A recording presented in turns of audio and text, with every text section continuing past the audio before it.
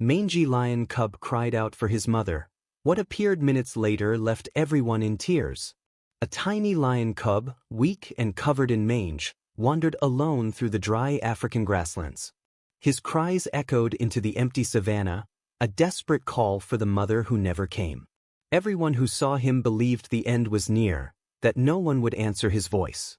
But then minutes later, something appeared that changed not only his fate, but the hearts of all who witnessed it.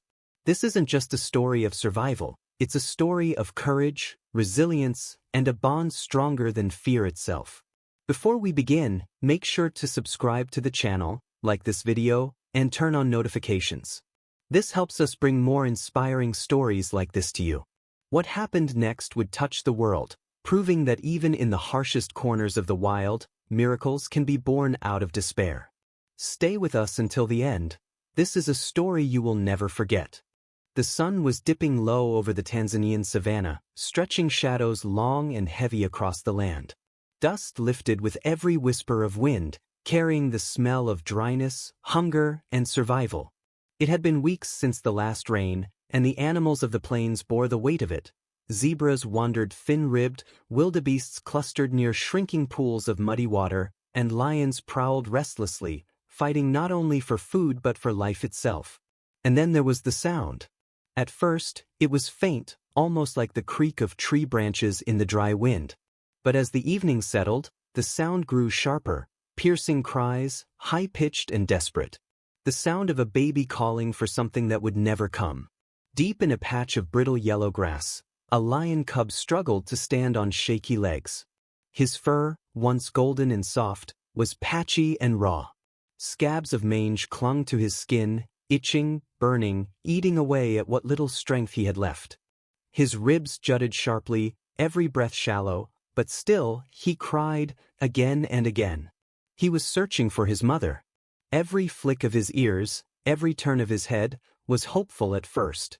Perhaps she would emerge from the shadows, sweeping her great body around him in protection. Perhaps her tongue would soothe the ache in his skin, her milk would quiet the hunger clawing inside his belly. But the savanna stayed silent. The only answers to his calls were the distant yelps of hyenas and the mocking cries of vultures circling above. The cub collapsed again, his body trembling. He pressed his nose into the ground and inhaled, searching for her scent, but found nothing but dust. His cries turned weaker, his throat raw. Yet he didn't stop. Somewhere inside, instinct told him that if he cried loud enough, if he held on just a little longer, someone would hear. And someone did. Emily Hart had been working in East Africa for 2 years. A wildlife veterinarian from Montana, she had left behind the comfort of city clinics to dedicate her life to animals most people only saw in documentaries. That day, she rode in the back of a weathered Land Cruiser with Daniel, a ranger who knew every corner of this reserve like the lines of his own hands. They were scouting for signs of poachers, traps, snares, anything that hinted at danger. But it wasn't steel traps that caught their attention. It was the sound. Emily stiffened, her hand pressing against Daniel's arm. "Do you hear that?" Daniel stopped the vehicle. The sound reached them again, faint but unmistakable. A cub. Alone. Crying. Without hesitation, Daniel steered the vehicle off the trail, wheels crunching over brittle grass. They drove slowly, the cries growing louder, more urgent. Emily leaned forward, her chest tightening with every note. She knew that sound. It was the sound of desperation, of an animal too young to survive without help. When they finally spotted him, Emily's breath caught. The cub was lying in the dust, his body so small against the vastness of the land. His fur was ragged, chunks missing from mange, his skin inflamed and raw. His eyes, wide and amber, glistened with both fear and hope as he saw the vehicle approach. "Oh my God," Emily whispered, already grabbing her medical kit. Daniel put a hand on her shoulder. "Careful. The mother could be near." But Emily shook her head, her instincts sharp. No mother leaves her cub in this state. They stepped out, moving slowly, cautiously, aware that the savanna was never truly empty. Every rustle of grass could hide danger, hyenas waiting, jackals watching, even a lioness testing their distance. The cub tried to stand when they came closer, his legs wobbling, but he collapsed again with a soft whimper. Emily knelt down a few feet away, her voice gentle. "Hey there, little one, it's okay." The cub blinked at her, his breaths ragged, his sides heaving. For a moment, Emily swore she saw something in his eyes, pleading, fragile trust. She inched forward, keeping her movements calm, until she was close enough to extend her hand.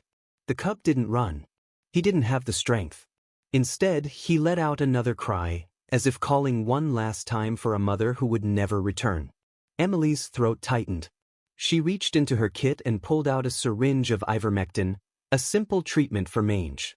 "We can help him," she murmured, more to herself than to Daniel. Daniel scanned the horizon, uneasy. "We must be quick. If the pride is near, they won't forgive us for touching him." But Emily couldn't look away from the cub. "If we leave him, he won't last the night." The cub whimpered again, pressing his head weakly against the ground. Emily's hands moved with practiced steadiness as she gave him the injection, whispering soothing words all the while. For a long moment, the savannah was quiet. Even the wind seemed to pause. And then, a roar. Deep, guttural, rolling across the plains. Emily froze, her heart slamming against her ribs. Daniel's hand shot to the rifle slung across his shoulder, though they both knew it would be useless against what was coming. From the shadows of the grassland, a shape emerged. Muscular. Golden fur rippling under the fading sun. A lioness. Her eyes burned with fire as she strode closer, each step deliberate, powerful. Emily's breath caught. She came back. The cub, hearing the roar, lifted his head weakly. His cry this time was different, softer, almost relieved. But the question hung heavy in the air. Was the lioness here to reclaim her cub, or to drive the humans away? Emily and Daniel stood frozen, the cub trembling between them, as the lioness closed the distance, her gaze locked on the scene before her. The savannah held its breath. The cries of the mangy cub carried far into the savannah, piercing the stillness of twilight. Emily Hart's knees dug into the dust as she knelt near the trembling cub, her medical kit open. Daniel stood just behind her, one hand resting on the rifle slung across his shoulder, scanning the grass. And then they heard it. A roar, low, guttural, and powerful. It rolled across the plains like thunder, shaking Emily to her core. Out of the tall grass, a lioness emerged. Her golden body glowed in the fading sun, each step controlled, her amber eyes burning with suspicion. "Stay still," Daniel hissed, his hand tightening on the rifle. Emily's chest rose and fell in quick, shallow breaths. Her instinct screamed to protect the cub, but she knew one wrong move could end everything. The lioness padded closer, her muscles rippling beneath her skin. She wasn't running, wasn't charging, but the weight of her presence was overwhelming. The cub whimpered, lifting his head. His cries softened, shifting from desperation to recognition. He reached a frail paw toward her. The lioness froze. "She's his mother," Emily whispered. "Or another lioness," Daniel countered. His voice was steady, but she caught the tension in it. The lioness lowered her head, sniffing the air. Her gaze lingered on Emily, then dropped to the cub. The sound that left her throat was half growl, half rumble, warning and sorrow entwined. Emily slowly raised her hands, palms open. "We're not here to hurt him," she said softly. "We're helping." The cub let out another cry, pushing himself toward her massive paws before collapsing. For a heartbeat, the lioness's ears flicked back, her muscles tightening. Daniel whispered sharply, "She thinks we harmed him." Emily's pulse hammered. "No. She knows he's sick." The silence stretched painfully. And then, in one fluid motion, the lioness bent her head. Her rough tongue rasped over the cub's scabbed fur, once, twice, as tenderly as any mother could. Emily's throat tightened. "She's taking him back." Daniel finally lowered the rifle, relief breaking across his face. The lioness nudged the cub, then clamped his scruff gently in her jaws. With surprising ease, she lifted him, his frail body dangling but safe. She turned her head toward Emily. For a long second, their eyes locked, wild amber meeting human resolve. It wasn't gratitude, not exactly. But it was acknowledgement. Then she melted back into the tall grass, the cub carried firmly in her mouth, until both were swallowed by the savanna shadows. Emily exhaled, trembling. Daniel let out a long breath. "Well, you were right." "Not by much," Emily murmured, still shaken. They drove back to camp in silence. Dust trailed behind the Land Cruiser, and Emily's hands remained clenched in her lap, knuckles white. Relief should have filled her, but unease lingered. The cub had mange, serious mange, and weakness in his body that love alone couldn't heal. Back at camp, Daniel parked near the ranger station. His tone was firm. "We did what we could. It's nature's way now." Emily turned to him sharply. "Nature's way is death, Daniel. Without more treatment, that cub won't last a week." Daniel rubbed his forehead, weary. "If we keep interfering, we risk making him dependent. You know the rules." Her jaw tightened. Sometimes compassion has to break the rules. That night, Emily lay awake in her tent. Every roar in the distance stirred her heart. She pictured the lioness curled around her cub, protecting him from the cold night air.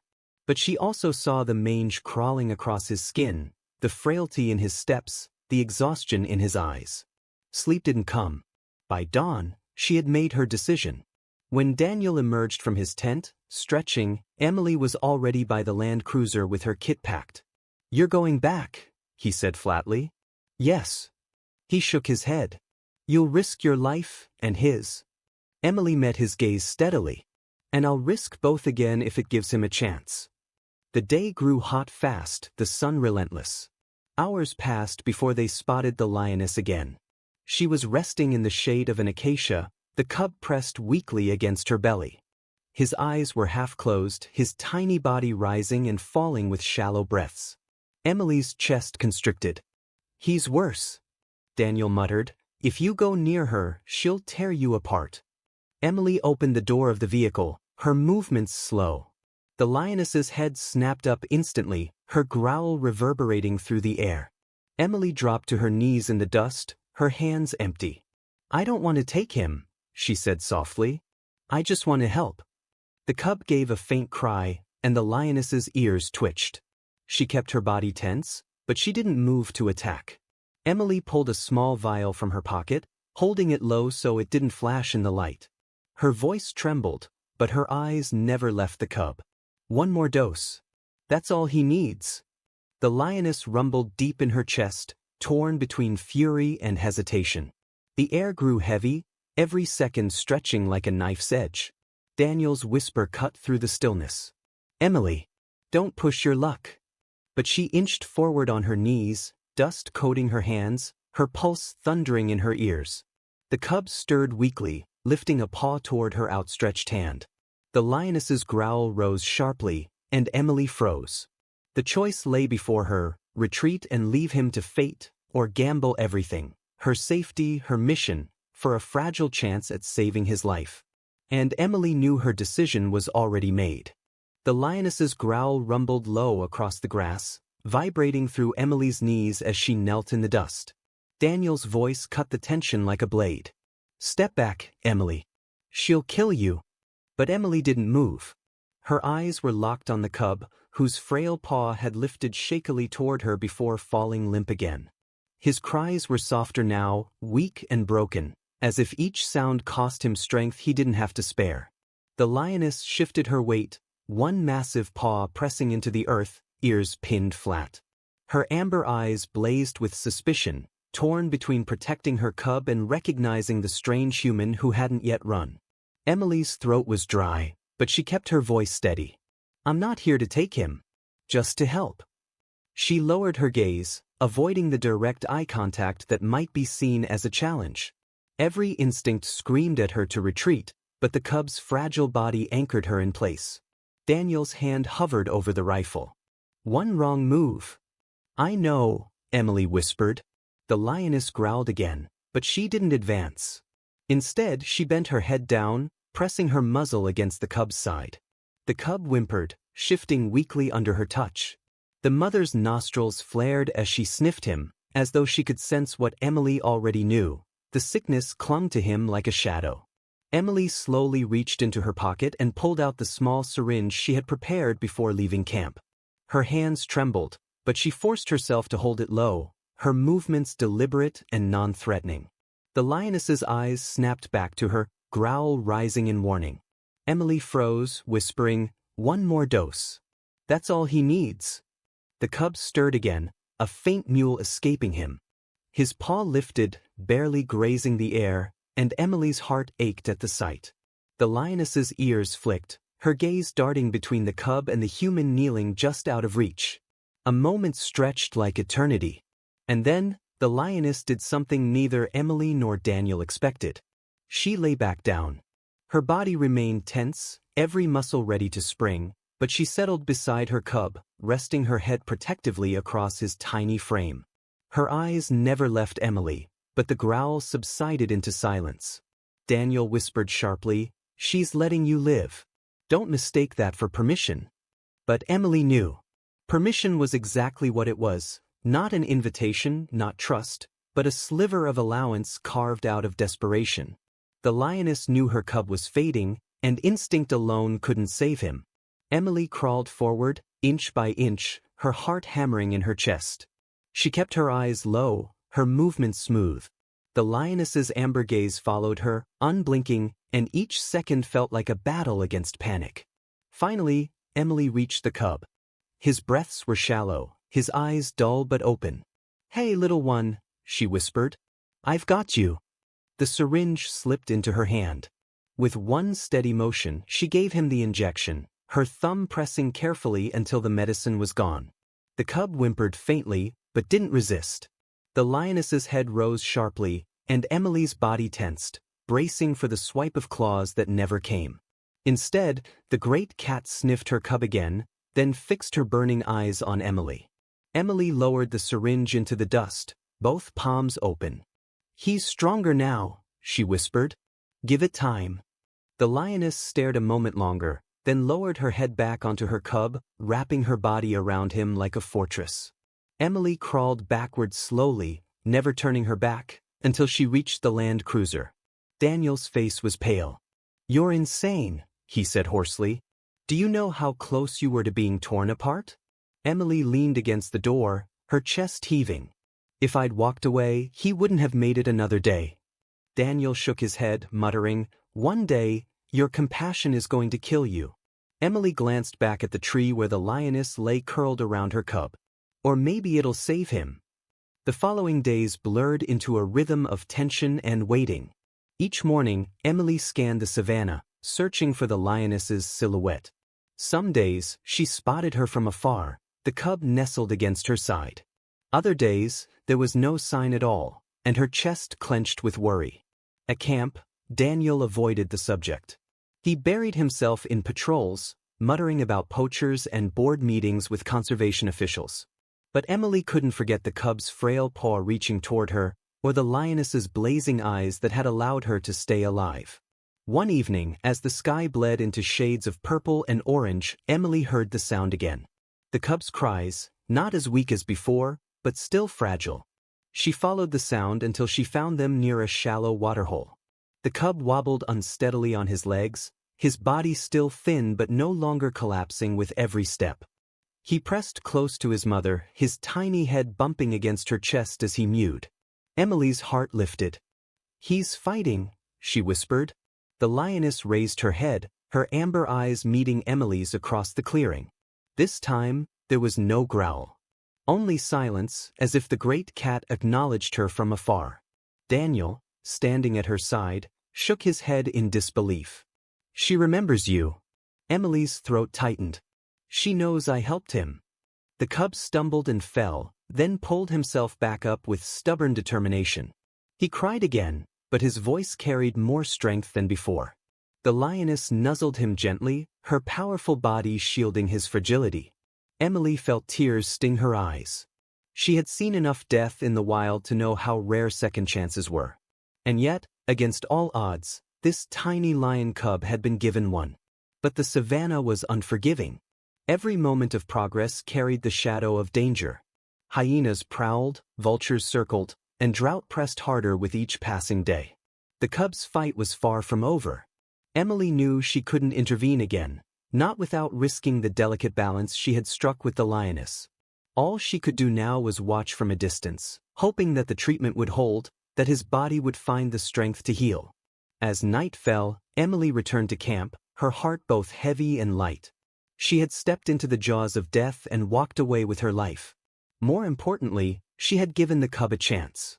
Whether he would survive depended on the wild, on his mother, and on the resilience that burned faintly inside him. But Emily knew one thing with certainty: that moment in the dust, with the lioness's eyes locked on hers, had changed her forever. The night air over the Tanzanian plains was heavy, the kind of stillness that seemed too calm, too fragile to last. Emily's heart sat awake by the faint glow of the campfire, her notebook open on her lap. She tried to write a clinical account of the cub's condition, the mange treatment, his strength improving, the risk of secondary infections, but her pen hesitated. Every time she wrote the word cub, her mind instead spelled out fighter. Daniel, stretched out in a camp chair nearby, broke the silence. "You're thinking about him again." Emily didn't look up. "Of course I am. He's not out of danger yet." Daniel let out a short laugh, more weary than amused. "Emily, this is the savannah. Danger is constant. That cub may not survive a week, no matter what you do." Her hand tightened on the pen. "And yet he's alive now. That matters." Daniel shook his head but said nothing more. He knew her too well to argue further.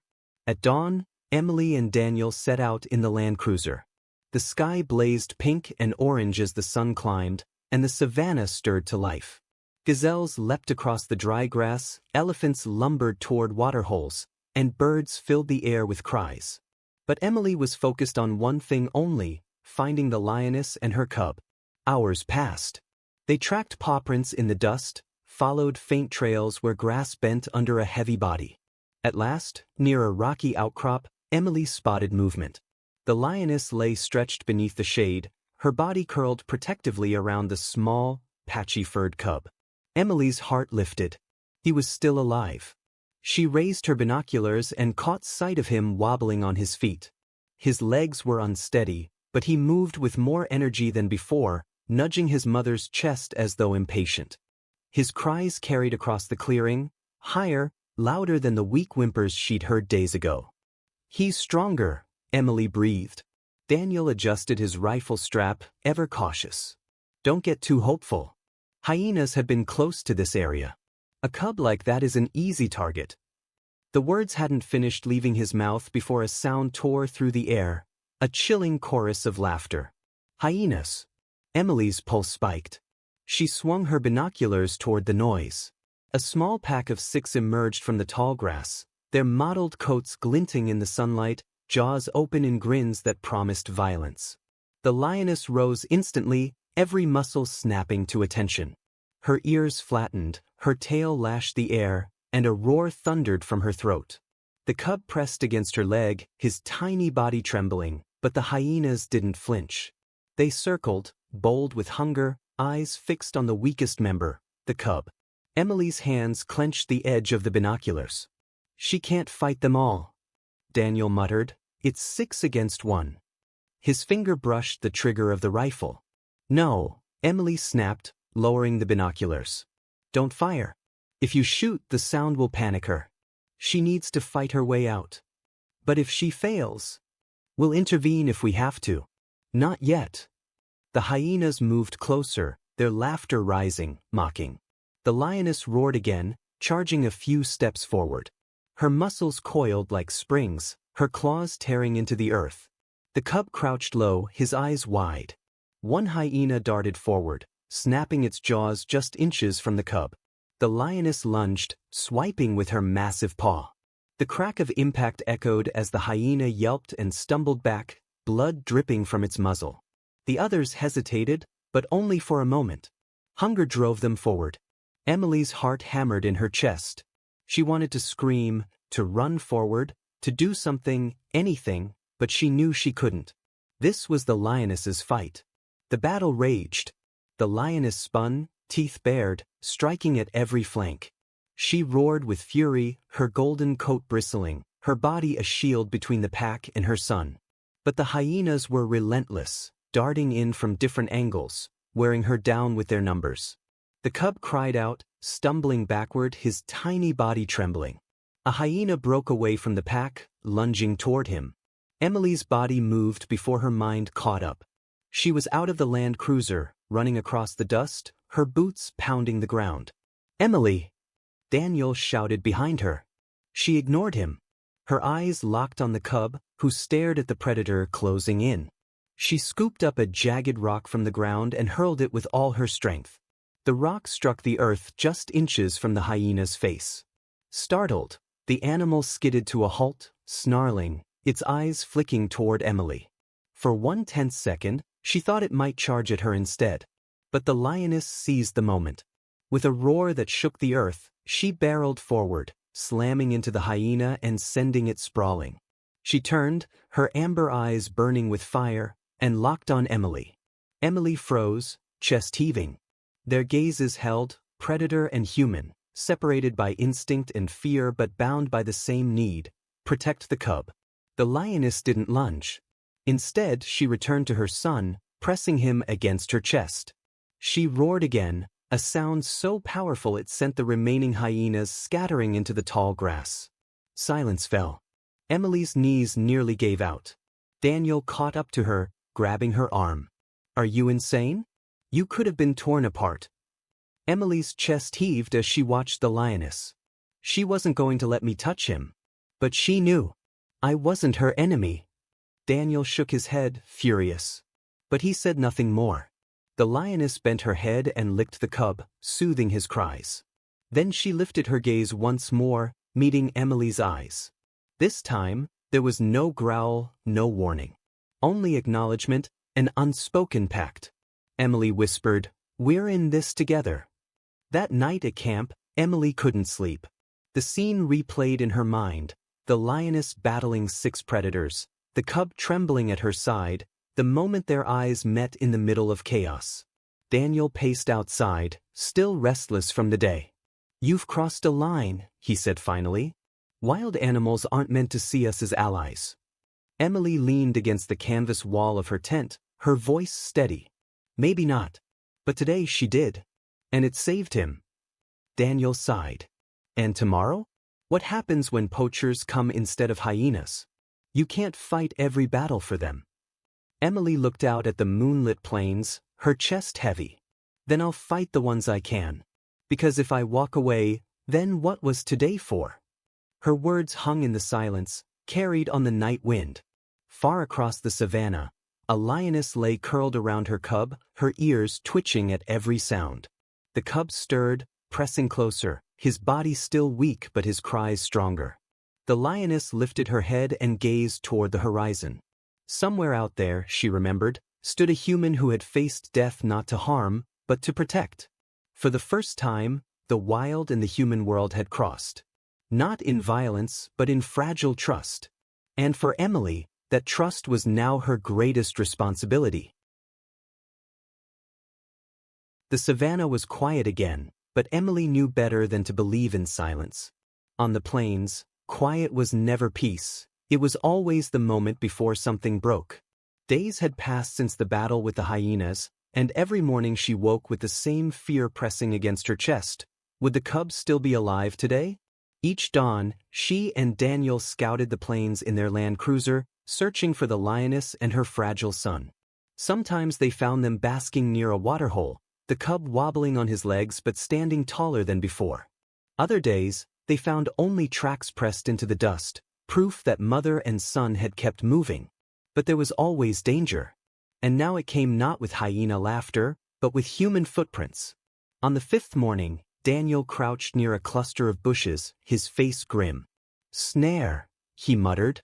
A coil of crude wire glistened in the sunlight, half buried in the dirt. A poacher's trap, set for antelope but deadly for anything that stepped into it. Emily's stomach twisted. If she or the cub walks into that, they won't walk out, Daniel finished, his jaw tight. Emily scanned the horizon, her pulse racing. The lioness had been hunting more aggressively these last days, driven by the need to feed herself and her weakening son. Every step closer to human-set traps was a death sentence. "We have to find them first," Emily said. That afternoon, the savannah erupted with noise. Birds shrieked and scattered from the trees. In the distance, a roar thundered across the plains, not the roar of dominance, but of pain. Emily's heart lurched. "It's her." They sped toward the sound, dust streaming behind the Land Cruiser. When they crested a ridge, Emily's worst fear unfolded below.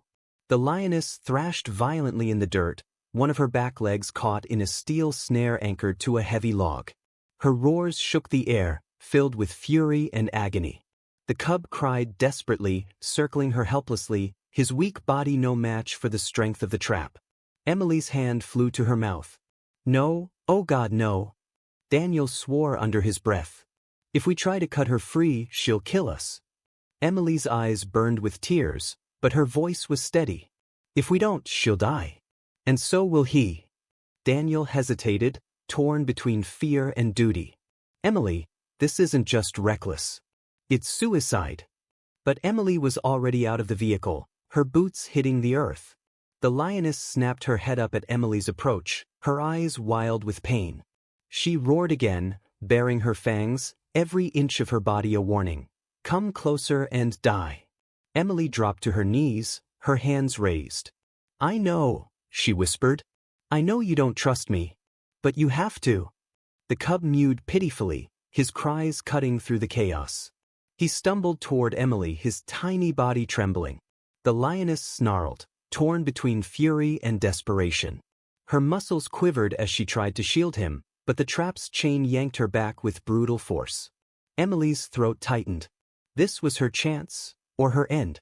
She inched forward, each heartbeat louder than the last. The lioness's growls deepened, but her strength was fading. Blood trickled from her trapped leg where the steel cut into flesh. Daniel's voice rang out behind her. "Emily, if she lunges—" "She won't," Emily said, her voice firm though tears blurred her eyes. "Not this time." The cub pressed himself against his mother's belly, mewing softly. The lioness lowered her head to nuzzle him, then raised her gaze back to Emily. And for the second time in their lives, their eyes met, not as predator and intruder, but as mothers, as protectors. Emily moved quickly. She pulled a set of heavy cutters from her pack, her hands shaking as she gripped the steel. Inch by inch, she closed the distance, the lioness's breathing ragged in her ears. When she reached the trap, she dropped to the ground. The lioness's paw lashed once, instinctive, but stopped just short of her arm. Emily flinched, then steadied her breath. "Easy. I'm helping." She positioned the cutters around the wire. Her palms blistered with the force, but she pressed down, teeth gritted, until the wire snapped free with a sharp crack. The lioness roared, jerking violently. For one horrifying second, Emily thought she would lunge at her. But instead, the great cat stumbled backward, free at last, bloodied but alive. The cub cried in relief, pressing himself against her. The lioness bent her head, licking him with frantic devotion. Emily staggered back, her chest heaving, the cutters slipping from her hands. Daniel sprinted forward, grabbing her arm and pulling her to safety. "You're out of your mind," he rasped. Emily's eyes never left the lioness. "She let me." The lioness stood shakily, her leg bleeding but free. She nudged her cub forward, away from the broken snare, and turned once more to Emily. No growl this time. No roar. Only silence. Her amber eyes held Emily's, a wordless acknowledgement. A pact sealed not by speech, but by survival. Then she melted into the tall grass, her cub trotting close at her side. Days turned into weeks.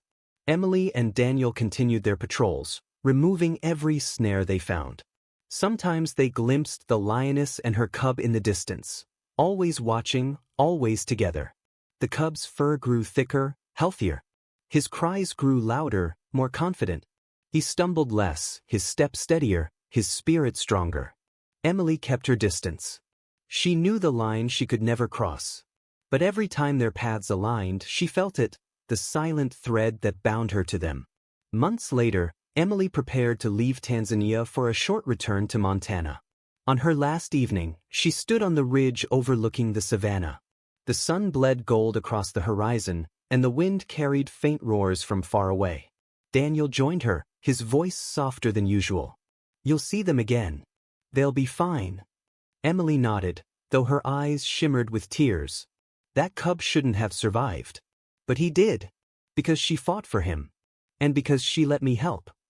Daniel gave a small, rare smile. "Then maybe you saved more than a cub. Maybe you saved a piece of the wild itself." Emily's chest swelled with quiet pride. "Or maybe he saved me."